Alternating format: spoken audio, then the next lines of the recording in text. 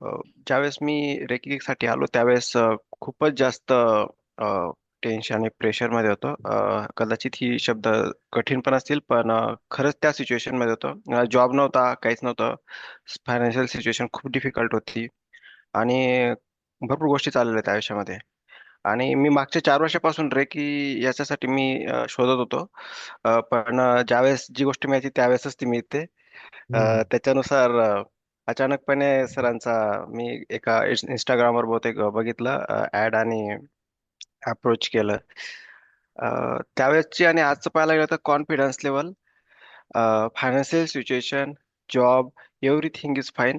आणि जी लोक दूर गेली होती आणि जी लोक मला मिळायची नवीन लोक, ते हे सगळं म्हणजे याच्यात सगळं आपण म्हणू की एका चांगल्या लेवलला पोहोचलंय.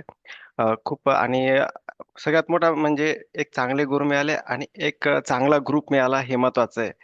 हम्म. अपार्ट फ्रॉम दिस कोर्स आपले बाकीचे पण जे काही कोर्स झालेले आहेत त्याच्यामध्ये पण खूप लोक भेटलीत आणि चांगला सत्संग म्हणतो आपण, चांगल्या लोकांचा संग करत असता. मागच्या लेवल मागच्या याच्यात बघितलं, पास्टमध्ये पाहिलं आणि आज मी स्वतःला एका चांगल्या लेवलला समजतो आणि अजूनही भरपूर लेवल गाठायचे आहेत.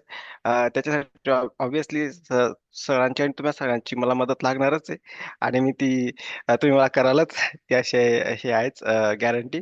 आणि सगळ्यांना धन्यवाद आणि स्पेसिफिकली सरांना खूप धन्यवाद.